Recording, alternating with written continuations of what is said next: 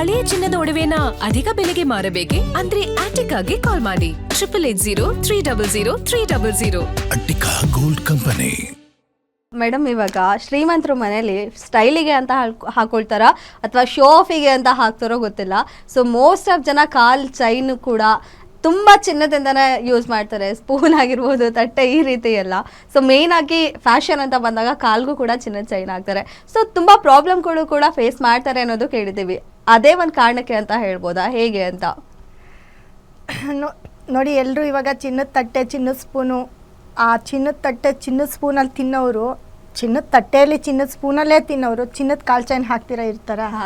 ಹಾಕೇ ಹಾಕಿರ್ತಾರೆ. ಯಾಕಂದರೆ ಇವಾಗೆಲ್ಲ ಫ್ಯಾಷನ್ ಆಗಿಬಿಟ್ಟಿದೆ. ಒಂದು ಕಾಲ್ಗೆ ಹಾಕೊಳ್ಳೋದು, ಸಣ್ಣ ಸಣ್ಣದು ಹಾಕೊಳ್ಳೋದು, ಇದೆಲ್ಲ ಫ್ಯಾಷನ್ ಆಗಿದೆ. ಆದರೂ ಕೂಡ ಹೇಳ್ತೀನಿ ನೋಡಿ, ಈ ಕಾಲ್ ಚೈನು ಅಂದರೆ ನೀವು ಕಾಲು ಗೆಜ್ಜೆಯನ್ನು ನೀವು ಚಿನ್ನದಲ್ಲಿ ಅದನ್ನು ಆ ಕಾಲಿಗೆ ಹಾಕ್ಕೊಂಡಾಗ ಬೇರೆ ಕಡೆ ಎಲ್ಲ ಕಡೆ, ಯಾಕಂದರೆ ಅದಕ್ಕೆ ಆದ ಸ್ಥಳಗಳಿದ್ದಾವೆ, ಕತ್ತಿದೆ, ಕಿವಿ ಇದೆ, ಕೈಗಳಿದ್ದಾವೆ. ಈ ಕಾಲು ಅಂತ ಬಂದಾಗ ಅದು ಶನಿಯ ಒಂದು ಸಂಬಂಧಪಟ್ಟಂತಹ ಜಾಗ. ನಮ್ಮ ಪಾಟ್ಸಲ್ಲಿ ಒಂದೊಂದು ಅಂಗನೂ ಒಂದೊಂದು ಗ್ರಹಗಳಿಗೆ ಸಂಬಂಧಪಡುತ್ತೆ. ಹಾಗಾಗಿ ಆ ಕಾಲಿಗೆ ಈ ಸೂರ್ಯನನ್ನು, ಗುರುನ ತಗೊಂಡೋಗಿ ಕನೆಕ್ಟ್ ಮಾಡ್ತಾರೆ. ಅಂದರೆ ಈ ಸೂರ್ಯನನ್ನು ಹಾಕ್ಕೊಂಡಾಗ ಕಾಲಕ್ರಮೇಣ ಏನಾಗುತ್ತೆ, ಕ್ರಶಸ್ ಆಗ್ತಾ ಹೋಗುತ್ತೆ. ನೋಡಿ, ಯಾರ್ಯಾರೆಲ್ಲ ಕಾಲಿಗೆ ಕಾಲ್ ಚೈನ್ ಹಾಕ್ಕೊಂಡಿರ್ತೀರೋ ಅವ್ರ ಮನೇಲಿ ಒಡವೆನೇ ನಿಲ್ಲಲ್ಲ. ಒಡವೆಗಳು ಅವ್ರ ಮನೇಲಿ ತುಂಬ ದಿನ ಇರೋದೇ ಇಲ್ಲ. ಬರೋ ಒಡವೆಗಳು ಕಾಲ್ ಚೈನ್ ಕಾಲಲ್ಲಿ ಇದ್ದೇ ಇರುತ್ತೆ. ಕಾಲ್ಗೆ ಹಾಕ್ಕೊಂಡಿರೋದು ಯಾರು ಕೊಡಲ್ಲ, ಕೈಗೆ ಹಾಕ್ಕೊಂಡಿರೋದು, ಕಿವಿಗೆ ಹಾಕ್ಕೊಂಡಿರೋದು ಯಾರು ಕೊಡಲ್ಲ.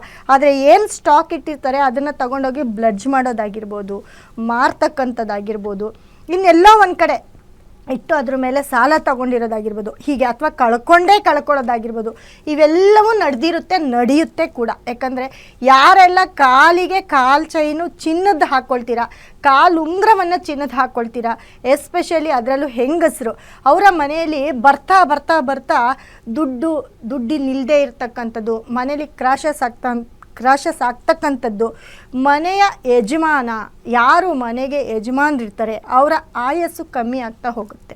ಅವ್ರ ಮನೇಲಿ ಯಾವುದಾದ್ರೂ ಒಂದು ರೀತಿಯಲ್ಲಿ ಕ್ರಾಶಸ್ ಉಂಟಾಗ್ತಾ ಇರುತ್ತೆ, ಇಲ್ಲ ಅವ್ರ ಲೈಫ್ ಡಿಸ್ಟರ್ಬ್ ಆಗುತ್ತೆ. ತುಂಬ ಜನದ ಒಂದು ಸಿನಿ ಆ್ಯಕ್ಟರ್ಸ್ ಇರ್ಬೋದು, ಯಾಕಂದರೆ ನಾವು ನೋಡೋದೇ ಅವ್ರನ್ನ, ಸೆಲಿಬ್ರಿಟಿಗಳನ್ನ.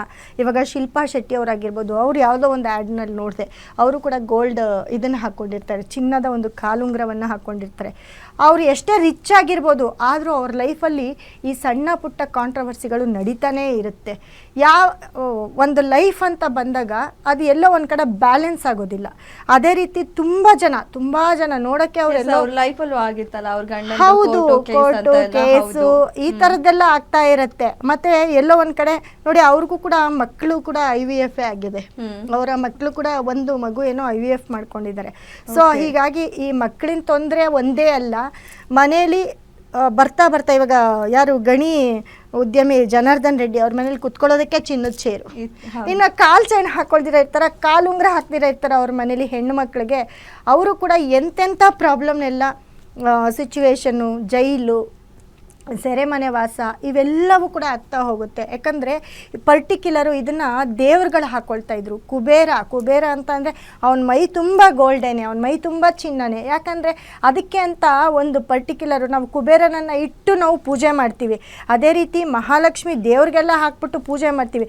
ತುಂಬ ಪೂಜೆ ಮಾಡುವಂತಹ ಒಂದು ವಸ್ತುಗಳನ್ನ, ಅದು ನಮ್ಮ ಒಂದು ಧನಲಕ್ಷ್ಮಿ, ನಮ್ಮ ಮನೆಗೆ ಯಾವಾಗಲೂ ಲಕ್ಷ್ಮಿ ಬೇಕು ಅಂತ ಹೇಳಿಬಿಟ್ಟು ನಾವು ದುಡ್ಡು ಕಾಸು ಇಡೋವಂಥ ಜಾಗದಲ್ಲಿ ಒಡವೆ ವಸ್ತ್ರವನ್ನು ಇಟ್ಟು ನಾವು ಪೂಜೆ ಮಾಡ್ತೀವಿ.